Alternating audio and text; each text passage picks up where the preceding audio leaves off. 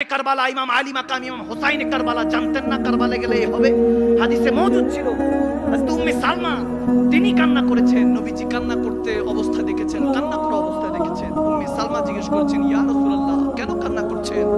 তখন বলতেছে, আমার হুসাইনকে দেখে আমি কান্না করছি। আমার হুসাইন এবং উম্মে সালমা শেষ পর্যন্ত উম্মাতুল মুমিনা, যারা মুমিনদের মা হবেন, উম্মাতুল মুমিনিনদের মধ্যে যিনি উম্মে সালমা ছিলেন, উনি শেষ পর্যন্ত হায়াত ছিলেন, হায়াত প্রাপ্ত ছিলেন। নবীজি তেনার কাছে একটা বক্স ধরিয়ে দিয়ে মাটি দিয়ে বলেছিলেন, এটা যেদিন রক্তাক্ত হবে বুঝবা ওই দিন আমি আমার হুসাইন শহীদ হয়ে গিয়েছে কারবালার প্রান্তরে।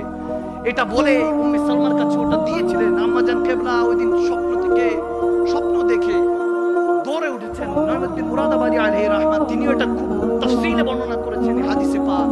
তিনি বলতেছেন যে উম্মে সালমা খাব দেখে, স্বপ্ন দেখে হাওয়া করে কেঁদে উঠেছেন।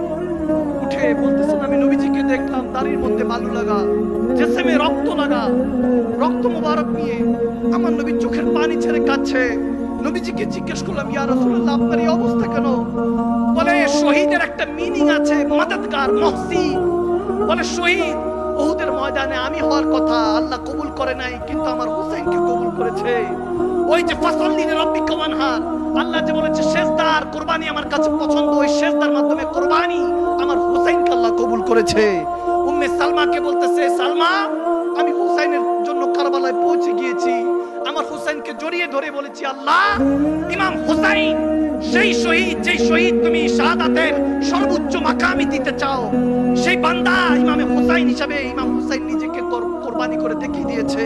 আল্লাহ তুমি কবুল করে নাও, আমার হুসাইনের আওলাদদেরকে কবুল করে নাও। এর উসিলায় সমস্ত মুমিন মুসলমান উম্মতকে, সমস্ত উম্মতদেরকে তুমি ক্ষমা করে দাও। সুবহানাল্লাহ। ওদিন আল্লাহ কিয়ামতকে হয়তো আটকে দিয়েছিলেন, উম্মতকে ক্ষমা করে দিয়েছেন। উম্মে সালমা হাউমাউ করে কান্না করতে করতে উঠে দেখে ওই বক্সের মধ্যে মাটিটা রক্তে পরিণত হয়েছে। সবাইকে চিৎকার দিয়ে বলতে লাগলেন, ইমামে হুসাইনের কারবালা শহীদ হয়ে গিয়েছে, নেই নবীর নওয়াসারও চলে গিয়েছে। মাত্র 60 ইয়ার্স লেটার, 60 বছর মাত্র গিয়েছে আমার নবী ইসলামের দাওয়াত দিয়ে এই কাফেরে আজম থেকে ফারুকে আজম বানিয়েছিলেন, সাহাবায়ে রাসূল বানিয়েছেন। যারা জাহেলে আজম ছিলেন তাদেরকে সাহাবায়ে রাসূল গস কুতুবদের থেকে উপরের মাকাম দিয়েছেন। মাত্র 50-60 বছর যাইতে দেরি নাই, জামানা চেঞ্জ হয়ে গিয়েছে। নবীর পরিবারের উপরে, আওলাদ রাসূলদের উপর বর্বরতা চালিয়েছে এই জামানা। এই আপনার মতো আমার মতো দাড়ি টুপি পরনেওয়ালা বান্দা, এটা নবীর পোশাক, এটা পরে দেখেন বের হবেন, দেখবেন 2-4-5টা হলো সালাম পাবেন। এই লেবাসের কারণে, টুপির কারণে, দাড়ির কারণে বান্দা আপনাকে বান্দা হয়ে বান্দা সম্মান করবে। আরে এই জিনিস যত আসল যতটা পিওর হয়, নকল তত তাড়াতাড়ি বের হয়। দেখেন না, আসল ছিল আমার হুজুর এই লেবাসকে সম্মান দিয়েছেন, এই হুজুরে পাকের সাদকা আমরা এই লেবাস পেয়েছি। এখন এটা পরে যে যার মতো বলছে ইসলামকে কাটতেছে ফুটবলের মতো, নাউজুবিল্লাহ, এখান থেকে কেউ লাথি মারে, ওখান থেকে লাথি মারে। আরে বান্দা আর কত ঘুমিয়ে থাকবেন? আর কত এই মাহফিলের আশায় বসে এন্টারটেইনমেন্ট বিনোদন কায়েম করবেন? আসুন না একবার আবার সেই 313 জনের মতো, নয়তো বা 72 কারবালার মতো আবার জাগ্রত হই, আবার ইতিহাস লিখতে দাঁড়াই। দাজ্জাল তো আসবে, আসুন না আরেকবার হোসাইনি কাফেলা হয়ে মাহদী আলাইহিস সালামের ফৌজ বাহিনী হই। রাজি আছি কি নাই মুসলমান? দুই হাত তুলে দিয়ে আল্লাহকে দেখে বলেন, রাজি আছি কি নাই মুসলমান? আল্লাহ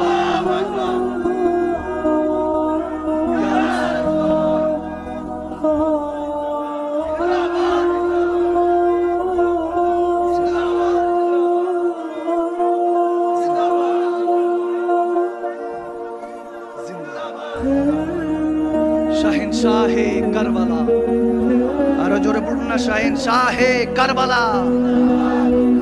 আল্লাহ তুমি আমাদেরকে হাসানি হুসাইন হিসেবে কবুল করো। আল্লাহ যুবকদেরকে, যুবতীদেরকে তুমি হাসান হুসাইনের সাথে কবুল করে মা জয়নবের সাদকায় মা বোনদেরকেও তুমি খাতুনে জান্নাতের সঙ্গী সাথী হিসেবে কবুল করো। মা বোনদেরকে শিখাবেন ইসলামের প্রথম কিরদার এই মা বোনরাই ছিলেন, শেরনি ছিলেন, বাগিনী ছিলেন। মা খাদিজাতুল কুবরা রাদিয়াল্লাহু তাআলা আনহা, নবীর উপর যখন আঙ্গুল উঠলো তখন সামনে এসে স্টেপ নিয়েছেন মা খাদিজাতুল কুবরা রাদিয়াল্লাহু তাআলা আনহা। তিনি দাঁড়িয়ে বলেছেন, মুস্তাফা জানের আহমদকে বলার আগে আমি খাদিজাকে বলতে হবে। সুবহানাল্লাহ। প্রথম শহীদাও হলেন উম্মে সুমাইয়া, তিনিও একজন মহিলা ছিলেন, মা বোন ছিলেন।